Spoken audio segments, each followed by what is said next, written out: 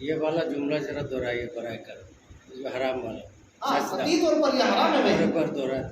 یہ آپ کو میں بتا دیتا ہوں، اگلے شریعتوں میں تعظیماً سجدہ جو ہے وہ جائز تھا اگلے شریعتوں میں، مگر جیسے ہی اسلام آیا اگلے شریعتوں کے سارے قوانین کو منسوخ کر دیا گیا، ختم۔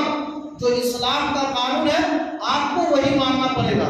تو اسلام میں سوائے اللہ تبارک و تعالی کے کسی اور کو سجدہ کرنا تعظیماً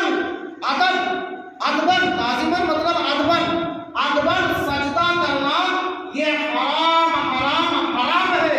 اور اگر کوئی عبادت سمجھ کر بنتا مان کر کہ میں اس کی عبادت کرتا ہوں، یہ سمجھ کر خدا کو چھوڑ کر کسی اور کو سجدہ کرے گا تو وہ کافر ہو جائے گا۔ اس لیے مزار پہ جب بھی آپ جائیں، کسی بھی مزار پر جائیں، آپ یہ احتیاط برتیں، آپ خود سے جو آتا ہو آپ خود سے کیجئے، کسی اور پر نہیں۔ پتا چلا کہ آپ جو ہے 10,000 15,000 20,000 خرچہ کر کے آپ گئے ہیں، جا کے ایسے مجاہد کے پالے میں پڑ گئے جس کو کچھ آتا ہی نہیں ہو، آپ کا سفر بیکار چلا گیا۔ سفر کرنا اولیاء کے لیے، اولیاء کی بارگاہ میں جانا یہ سنت ہے۔ بہرحال درود پاک پڑھیے، اللہم صلی علی سیدنا شفیعنا نبینا مولانا مولانا محمد بارک وسلم صلی علیہ صلاۃ و سلام علیک یا سیدی یا رسول اللہ صلی اللہ علیہ وسلم۔ ایک اور ضروری بات، پیر، آج لوگ اعتراض کرتے ہیں پیر کے کیا مطلب، پیر سے کیا لینا دینا، کیوں پیر کے ہاتھ مدے ہاتھ نہ ہو، ہاتھ اللہ کی وجہ سے کیوں مرید ہو؟ یہ لو ڈائریکٹ والا چکر۔ ہندوستان میں سرکار غریب نواز سے بڑا کوئی اللہ کا ولی ہے؟ بھائی کوئی آپ کو بتا دیں کوئی اللہ کا ولی ہے سرکار غریب نواز سے بڑھ کر؟ کوئی نہیں۔ یہ جو عرس آ رہا ہے، یہ جو 6 رجب انگریزی کے اس جنوری کے مہینے کی 29 تاریخ، یہ کل چھوڑ کے پرسوں ایک اتوار چھوڑ کے آنے والا جو اتوار ہے اس میں سرکار غریب نواز کا عرس ہے۔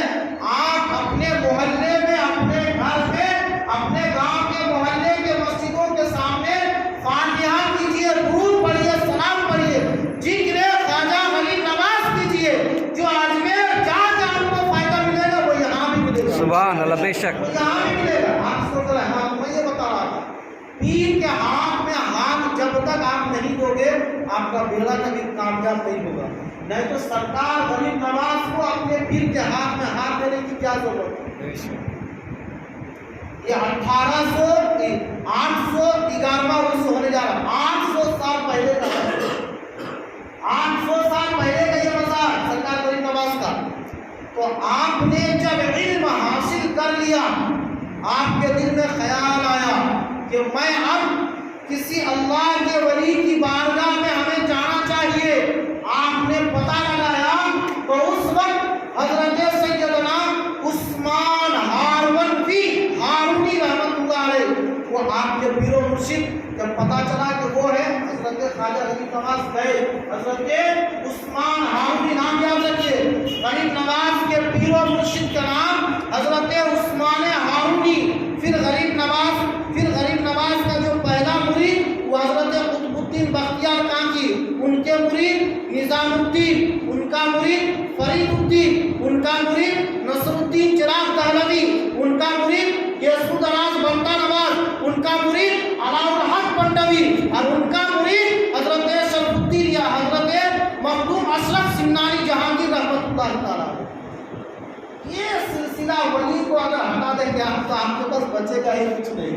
تو حضرت خواجہ غریب نواز کے پیر و مرشد حضرت سیدنا عثمان ہارونی کی بارگاہ میں آپ گئے، آپ کے پیر و مرشد کی بارگاہ میں، اور آپ نے کہا کہ میں آپ سے مرید ہونا چاہتا ہوں۔ تواریخ میں دیا حضرت خواجہ غریب نواز کے پیر و مرشد نے آپ کا ہاتھ اپنے ہاتھ میں لیا، توبہ کرایا، کلمہ پڑھایا، جیسا ہوتا ہے پڑھایا، پھر آپ نے فرمایا جاؤ 2 رکعت نفل نماز پڑھو۔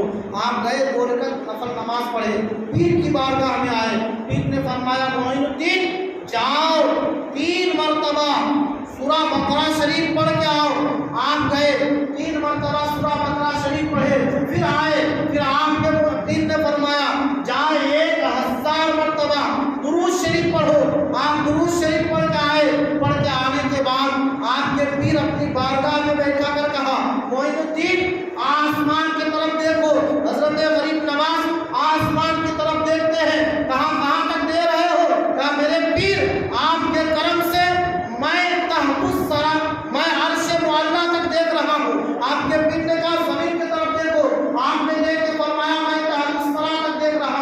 آپ کے پیر نے فرمایا 1000 مرتبہ سورہ اخلاص پڑھو.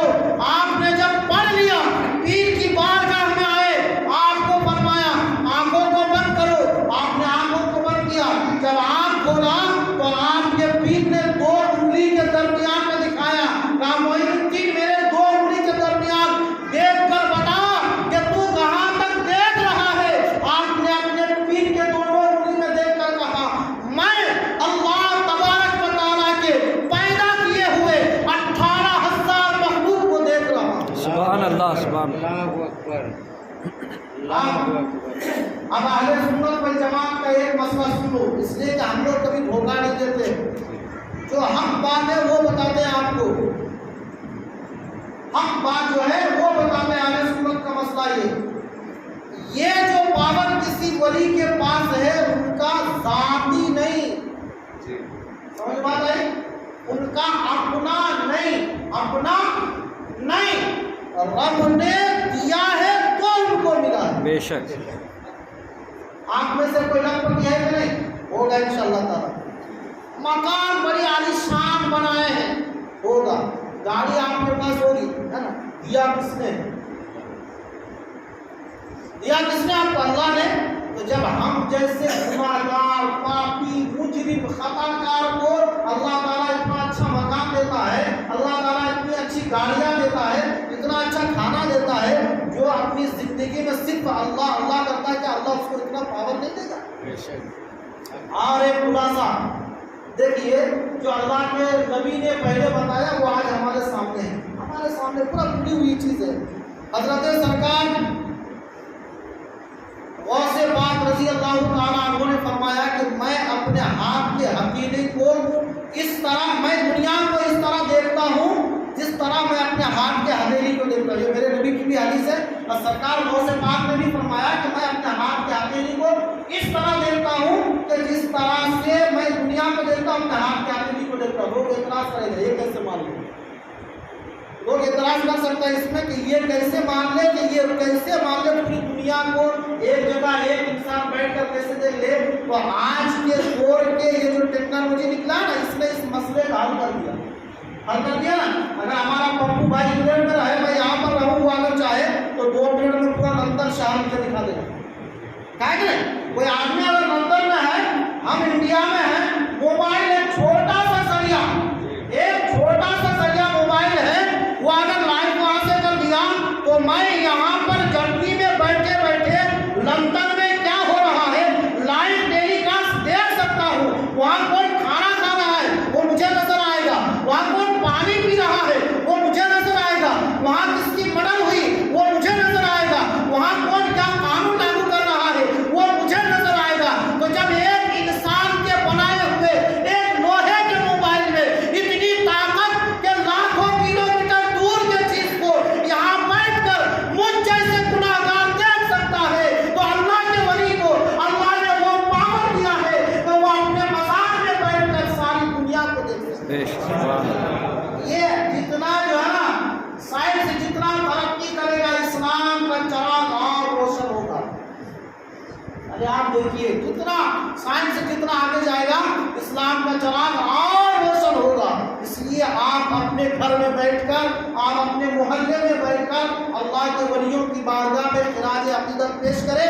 انشاءاللہ تبارک و تعالی اگر آپ کا دل صاف ہے تو اللہ کے فیضان سے آپ مالا مال ہوں گے, اولیاء کرام کے فیضان سے مالا مال ہوں گے. تو اس سے خواجہ غریب نواز آنے والے 29 جنوری کو ہے کیلنڈر کے حساب سے.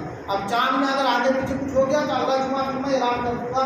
آپ لوگ سرکار غریب نواز کی بارگاہ میں خراج عقیدت پیش کرنے کے لیے زور و شور سے کام کیجیے. یہ انشاءاللہ وقت کم رہتا ہے, آپ لوگ تو آتے نہیں تو ہم لوگ کیا بولیں, آگے سب کو پوری کر لیجیے. بہت ضروری بات جو ہمارے ذہن میں آیا میں وہ بتا دیتا ہوں, بہت ضروری بات. ابھی دیکھیے جمعے کے دن, یہ آپ لوگوں کو سب کو پتا ہے, جو پہلے آئے گا اس کو زیادہ ثواب ملے گا. جو اہم بات یہ سنیے, خطیب جب خطبہ دینے کے لیے ممبر پر کھڑا ہوتا ہے, اذان ثانی جب ہوتی ہے, پہلے اذان ایک ہو گئی, اذان ثانی جب ہوگی, بہت سارے لوگوں کو میں نے دیکھا کہ جب اشہد ان محمد رسول اللہ کہتے تو ہر ٹائم میں ہم چنتے, مگر شریعت نے اس اذان ثانی میں اشہد ان محمد رسول اللہ کے وقت انگلیوں کو زبان سے لگا کر آنکھوں سے لگانا منع کیا ہے، آپ نہیں کر سکتے۔ حضور پر درود شریف آپ پڑھیں گے، آپ کی زبان حرکت نہیں کر سکتی، زبان نہیں ہلنا چاہیے، دل سے درود پڑھیے، یہ اذان کے وقت۔ اچھا، جیسے ہی اذان ختم ہو جائے، عام اذانوں میں ہم لوگ دعا کرتے ہیں، دعا پڑھتے ہیں، اس اذان میں اذان جیسے ہی ختم ہو گیا آپ دعا نہیں کر سکتے، منع ہے۔ اس اذان کے جو جواب ہے وہ بھی آپ کو دل سے دینا ہوگا۔ اور ایک بہت ضروری بات، جب خطیب خطبہ دینے کے لیے کھڑا ہو جائے، جب خطیب خطبہ دینے کے لیے کھڑا ہو جائے، اس وقت کوئی بھی دنیاوی کام کرنا، یہاں تک کہ حاجی صاحب کھانا کھانا بھی حرام کہا گیا۔ اس لیے جب آپ لوگ آتے ہیں، خطیب جیسے ہی خطبہ شروع کر دے، جہاں جس حالت میں ہے بیٹھ جائیے، کوئی بات چیت نہیں، کسی قسم کا کوئی دنیاوی کام نہیں۔ یہاں تک بھی آیا ہے کہ آپ بیٹھے ہوئے ہیں، آپ کے بغل میں اگر کوئی شخص کچھ کر رہا ہے تو جیسے لوگ اشارہ کرتے ہیں نا، اشارہ میں چھوڑ دو، یہ اشارہ کرنا بھی منع ہے، یہ اشارہ کرنا، اشارہ بھی نہیں کر سکتے آپ، ایک دم جیسے آپ کو لگے کہ آپ حالت نماز میں ہے خطبے کے درمیان۔ اس لیے میں آپ سارے لوگوں سے گزارش کرتا ہوں، آپ لوگوں کو 5 منٹ کا وقت دیا جاتا ہے سنت پڑھنے کے لیے، آپ اس میں پڑھ لیجئے یا پہلے آئیے۔ دیکھیے ذرا سا کے لیے، ذرا سا کیا 10 منٹ میں آپ نے کون سا پہاڑ توڑ دیا، اور 5 منٹ 10 منٹ پہلے آ جائیں گے تو کتنے بڑے گناہ سے بچیں گے۔ انجانے میں یہ سارے گناہیں ہم لوگوں سے ہو جاتی ہے۔ اس میں آپ خیال رکھیں کہ اذان ثانی کے وقت جو ہے جواب زور سے نہیں دینا ہے، دعا نہیں کرنا ہے، اور جب خطبہ شروع ہو جائے تو پھر کوئی کام نہیں کرنا، صرف خطبہ سننا ہے۔ اللہ تبارک و تعالیٰ آپ کو ہم کو شریعت کے مطابق عمل کرنے کی توفیق عطا فرمائے۔